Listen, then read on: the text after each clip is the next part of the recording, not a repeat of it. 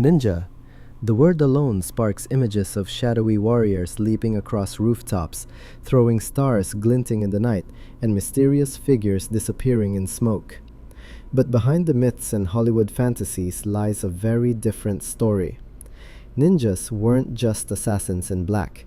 They were spies, scouts, and survivalists whose missions shaped the course of Japanese history. In this episode, we'll uncover who the ninja really were. From their origins in Iga and Koga to their secret training in disguise, infiltration, and even psychological warfare, we'll separate legend from reality. Along the way, we'll share stories of loyalty, daring escapes, and the mysterious female ninja known as Kunoichi. Stay with us as we reveal the hidden world of Japan's most fascinating figures.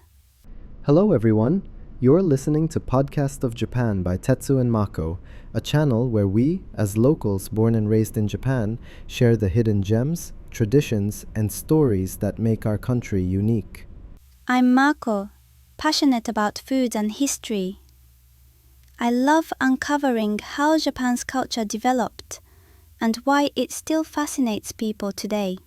And I'm Tetsu, an adventurer at heart. From sports to mysterious places, I bring the energy of exploring Japan from the inside out. Together, we'll give you Japan through the eyes of locals, not just as a guidebook. Authentic, curious, and full of discovery.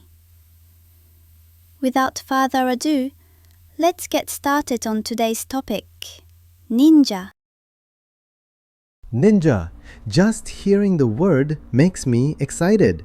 Most people imagine those shadowy figures in black, throwing stars and vanishing in smoke. And let's be honest, Mako, outside Japan, that Hollywood image is what everyone thinks of first, right? True, but the reality is much more fascinating. Ninjas weren't just fighters. They were spies, scouts, and survival experts. Their history goes back to the Sengoku era, roughly the 15th to 17th century, when Japan was divided by constant warfare between feudal lords. So, while samurai were the armored warriors charging on the battlefield, ninjas were what? The sneaky side characters? In a sense, yes. Samurai represented honor, loyalty, and direct combat. Ninjas, or shinobi as they were called, specialized in what samurai considered dishonorable but necessary: espionage, infiltration, sabotage. Spies! Like the James Bond of feudal Japan. But instead of gadgets and tuxedos, they had rice balls and smoke bombs.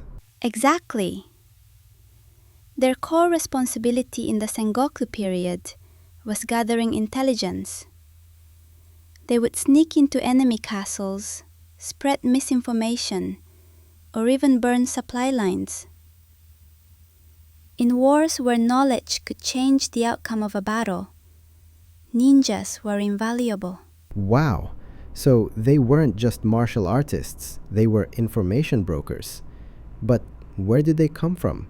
Was there like a ninja academy? Not exactly Hogwarts for ninjas, but there were regions known as ninja strongholds. The most famous are Iga and Koga, mountainous areas that gave rise to organized ninja families and clans. Their geography made them difficult to invade, and local warriors developed unique survival techniques that evolved into ninjutsu. So, people from Iga and Koga basically built a brand around being ninjas. You could say that. They offered their services to powerful daimyo lords. Unlike samurai, who are bound by strict codes of loyalty, ninjas were more mercenary. They could be hired by different clans depending on who needed intelligence work. That's a big difference. Samurai fought for honor. Ninjas fought for, well, survival, and a paycheck.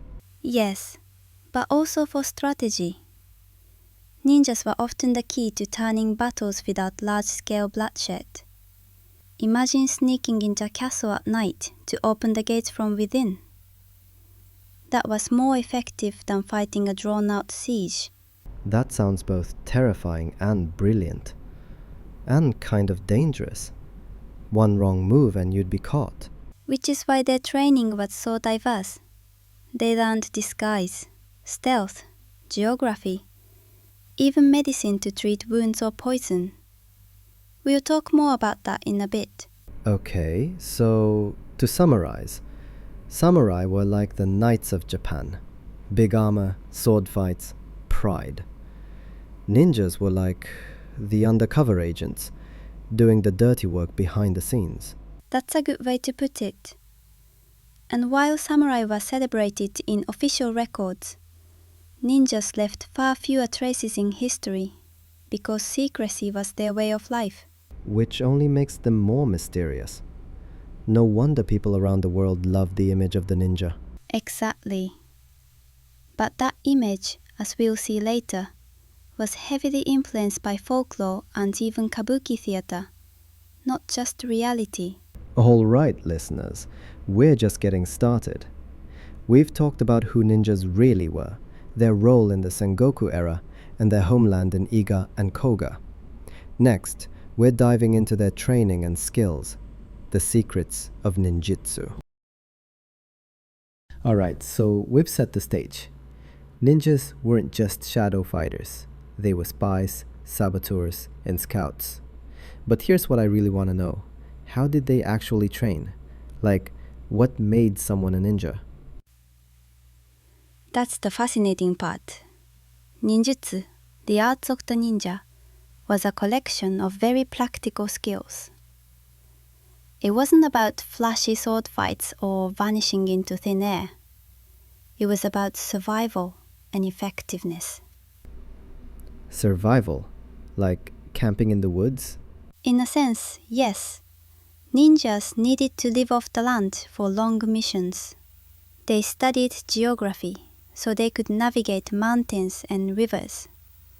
They learned edible plants, how to purify water, how to treat wounds with herbs. Many ninja were experts in medicine, not just healing, but also poisons. Poison? So they were like medieval pharmacists with a dark side. Exactly. Poisons could weaken an enemy without a direct fight.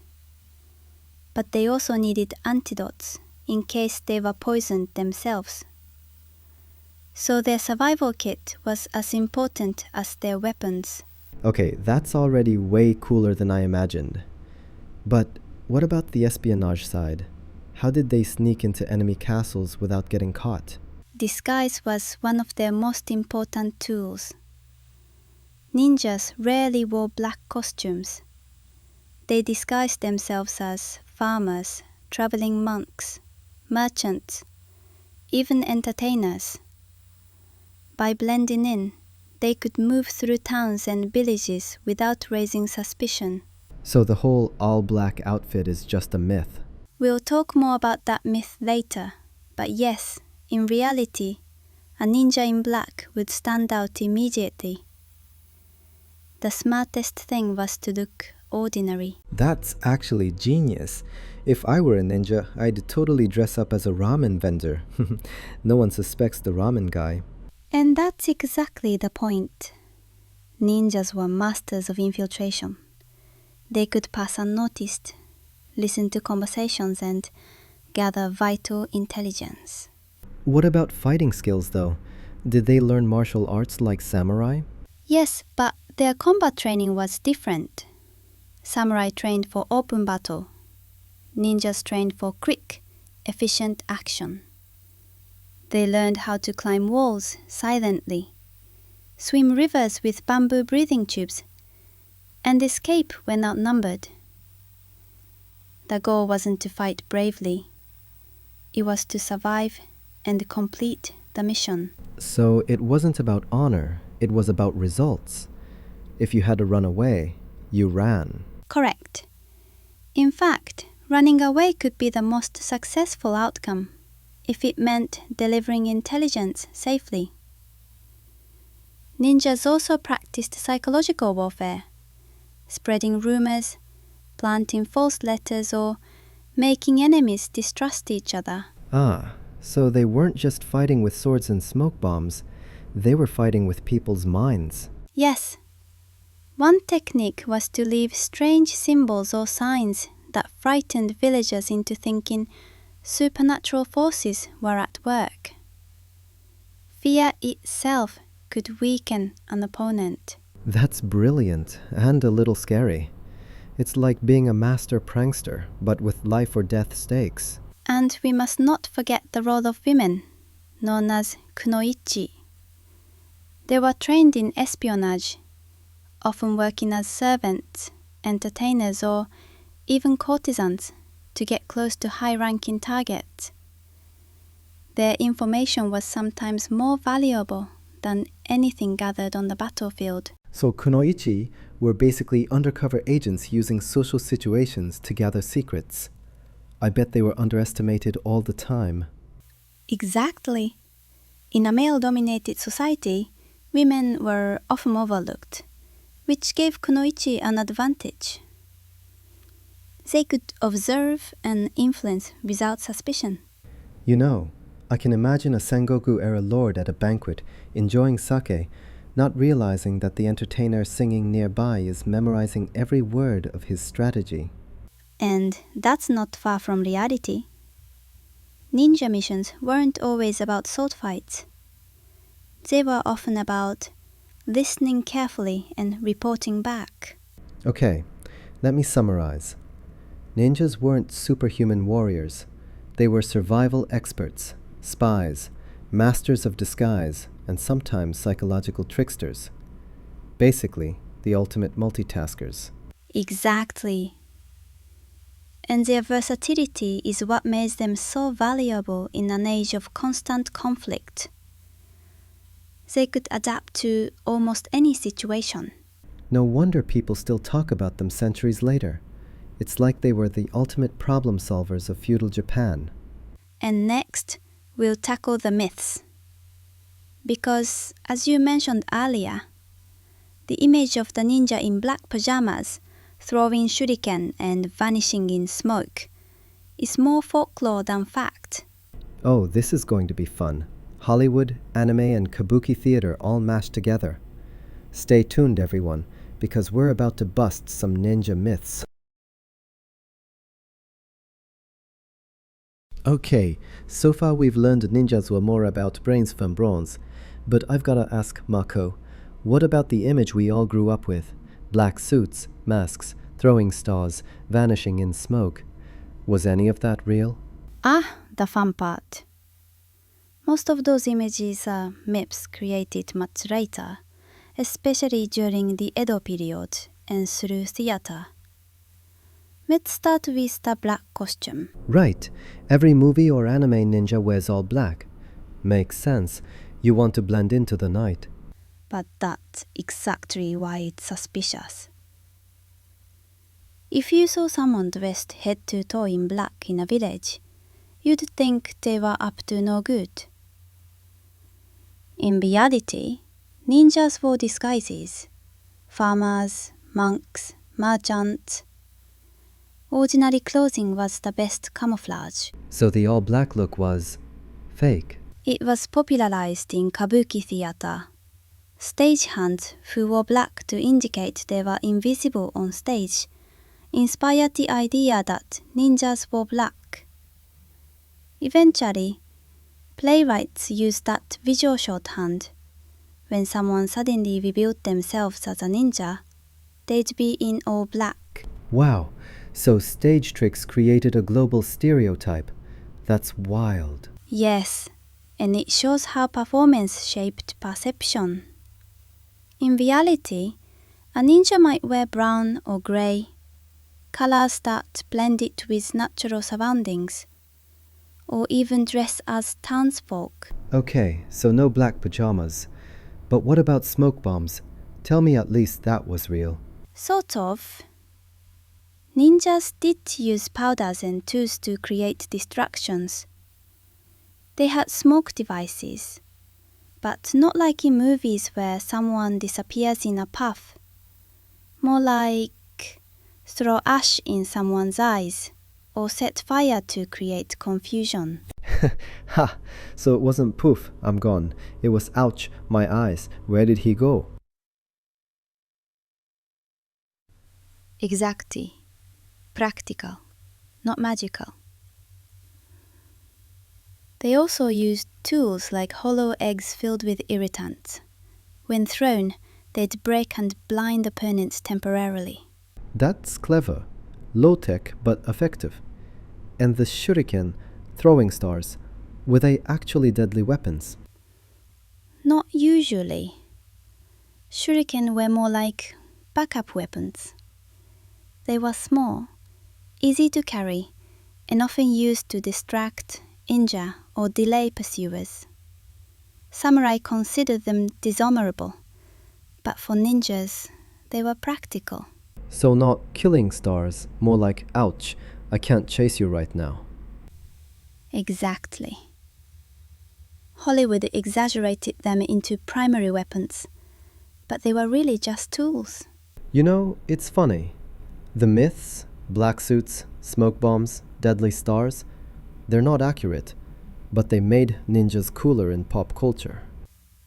And those myths traveled far. Western movies in the 20th century amplified them, and anime like Naruto reinvented ninjas with supernatural powers. True. I grew up thinking ninjas could literally run on water and vanish into thin air. And that's the charm. The myth keeps evolving. But behind it is a core of reality. The ninja's adaptability, cleverness, and survival skills. Still, I love the idea that somewhere in history, a ninja actually tried to pull off a smoke vanish just for style points. Maybe. Or maybe they laughed at how people imagined them. Either way, the myth has its own cultural value. So, to recap, black outfit equals kabuki stage trick. Smoke bombs equals real but not magical. Shuriken equals tools, not death weapons. And disappearing into thin air, pure fantasy. Well put. But the myths themselves tell us something important. People have always been fascinated by the idea of the unseen warrior, the one who moves in shadows. And that fascination continues today. But now, let's move from myths to actual people, because I know you've got some ninja stories lined up, right? Yes, some of the most famous ninja tales, Hattori Hanzo, Mochizuki Chiyome, and legendary infiltration missions. These stories bring the ninja world to life. Listeners, get ready. We're diving into ninja legends that are stranger than fiction. Alright, Mako.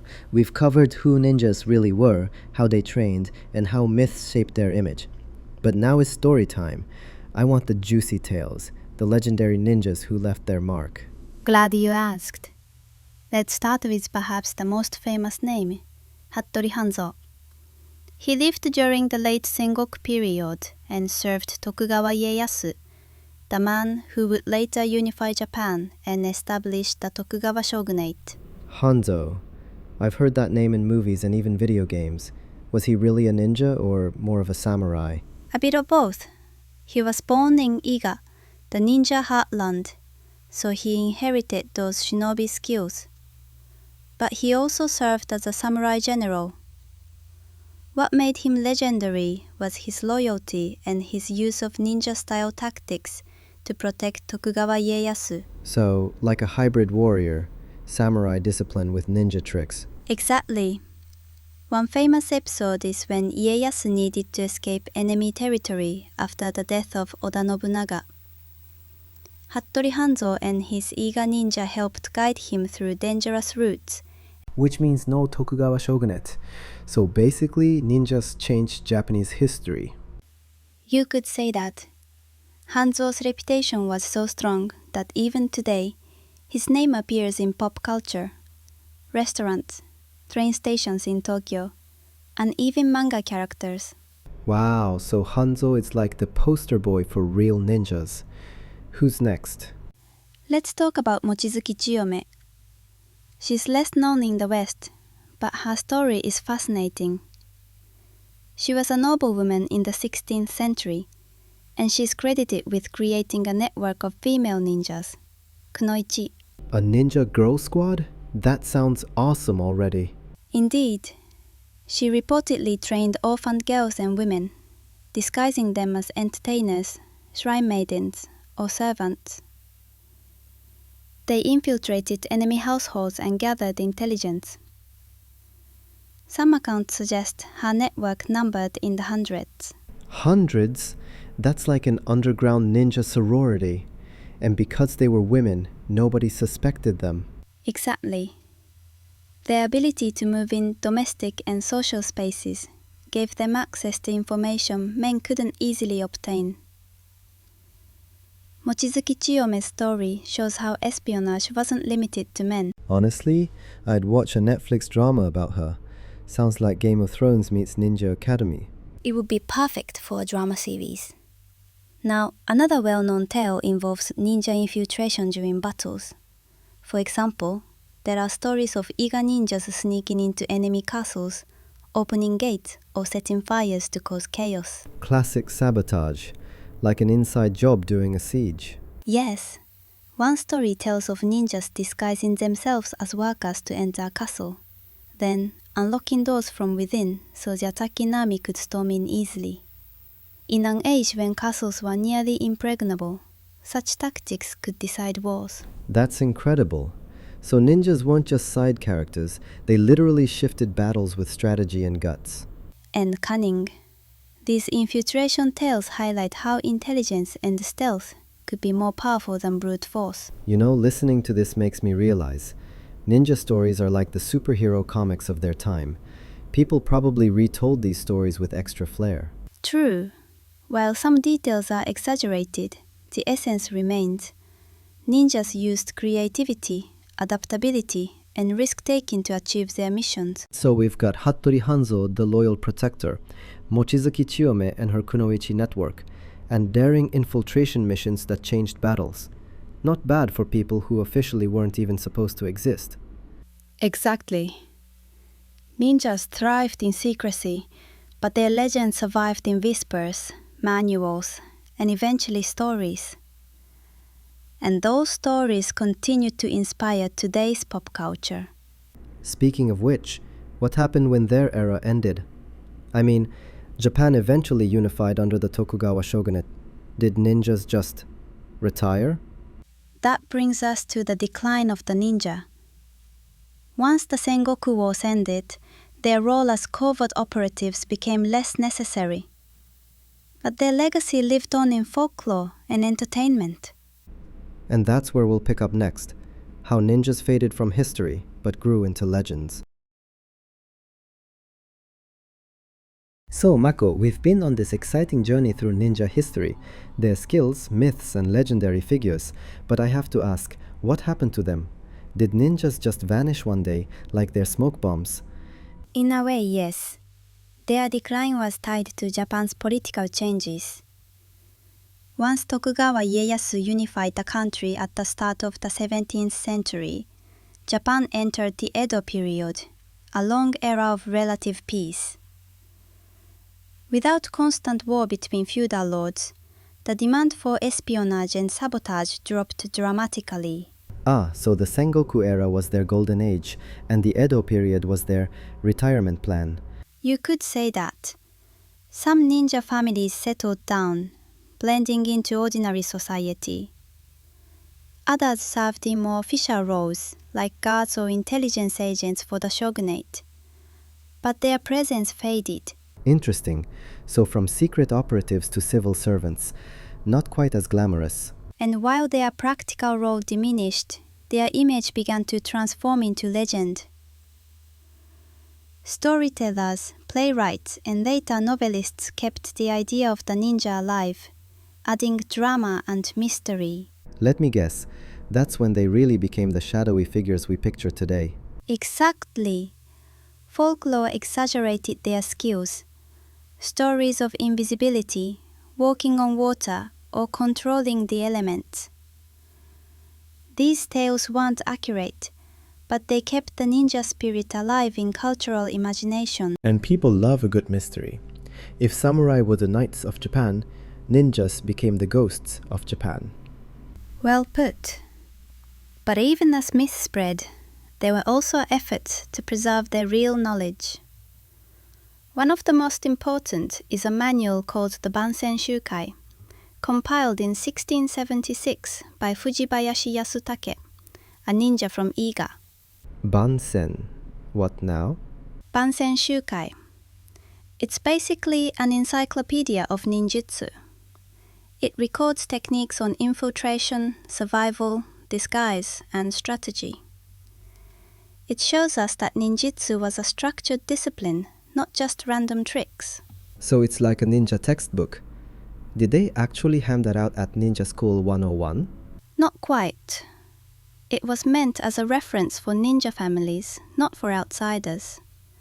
But it survived, giving historians a rare glimpse into their world. That's amazing. So even after their decline, their knowledge was preserved. But why didn't ninjas make a comeback during later conflicts, like the Meiji Restoration or even World War II? By then, warfare had changed too much. Guns, cannons, and modern military strategies replaced the need for covert operatives sneaking into castles. But the idea of the ninja still had power, so they lived on as cultural icons, not real soldiers. So ninjas evolved from real warriors into legends and then into entertainment. That's kind of poetic. Yes. And in modern times, especially from the 20th century onward, ninjas became global pop culture icons thanks to manga, movies, and video games. But the seeds of that transformation were planted in the Edo period, when they went from operatives to characters in folklore. Wow, from battlefield spies to comic book heroes. That's one career path I didn't expect. And it reflects how societies preserve the memory of people who once existed. When the practical need disappears, the legend grows. So, to sum up, the decline came with peace under Tokugawa. Their skills got written down in manuals like the Bansen Shukai, and their legend only got stronger as time went on. Exactly. Which sets the stage for our final thoughts. What lessons ninjas still teach us today, even in our modern lives? Listeners, don't go anywhere. We'll close with what we can learn from the ninja: adaptability, intelligence, and maybe a little sense of mystery. Alright, we've traveled through centuries of ninja history, busted myths, heard legendary stories, and watched their rise and fall. Now I'm wondering, what do ninjas really teach us today? I mean, they've been gone for hundreds of years, but their spirit still fascinates people worldwide. I think the biggest lesson is adaptability. Ninjas thrived because they could adjust to any situation, disguise themselves, improvise tools, survive in the wilderness, or outsmart stronger enemies. That adaptability is valuable even today, whether in business, travel, or daily life. True. The world changes fast, and if you stick to just one way of doing things, you'll get left behind. Ninjas were like the ultimate flexible problem solvers. Exactly. Another lesson is the importance of intelligence and preparation. Ninjas often won before a battle began, simply by gathering the right information. In our modern lives, research and knowledge are just as powerful as physical strength. So the real ninja weapon wasn't a sword or a star, it was information. Yes. And perhaps another lesson is humility. Ninjas worked in the shadows without recognition. They didn't seek glory like samurai. They sought results. Sometimes the most impactful work is invisible. That's deep. Okay, let me give my perspective too. For me, ninjas represent adventure and mystery. I love exploring hidden places in Japan, and ninja history makes even ordinary spots feel magical. Like when you walk through Iga or Koga, you can imagine shadows slipping through the night centuries ago. I can picture you running around mountain paths, imagining yourself as a ninja scout. Guilty, but I think that sense of mystery is what keeps people hooked. Even if the real ninjas weren't as flashy as movies, the feeling of hidden worlds, secret codes, and daring missions, that's timeless. And for me, as someone who loves history, ninjas remind us that culture is complex. Not everyone fits the noble, honorable image like the samurai. Ninjas show the practical side of history, the people who did what was necessary to survive and win, even if it wasn't celebrated. So for you, they're about cultural legacy and realism. For me, they're about adventure and imagination. And both are valid. That's why ninjas endure. They are flexible symbols, spies, warriors, tricksters, or legends, depending on how you see them. Listeners, if you ever come to Japan, I highly recommend visiting ninja-related sites like the Igaryu Ninja Museum or the Koga Ninja Village. You'll get to see tools, try activities, and even dress up like a ninja, black costume or not. And you also learn the real history behind the myths. These places do a good job of balancing fun with education. Before we close, Mako, let me ask you one last fun question. If you had to pick, would you rather be a samurai or a ninja? Difficult choice. Samurai had honor and status, but ninjas had freedom and creativity. I think I'd choose ninja. No way! I thought you'd go samurai for sure. I'd definitely be a ninja too. Running around with disguises, sneaking into castles, it's basically my dream job. Just remember, real ninja life was dangerous and exhausting. Not as glamorous as you imagine. Fair enough. I'll stick to cosplay then. But at least we can carry their lessons into our lives, be adaptable, value intelligence, and embrace a little mystery. Well said. And with that, we've reached the end of today's episode on the fascinating history of ninjas. Thanks for joining us, everyone. We hope you enjoyed this dive into shadows, legends, and reality. See you soon.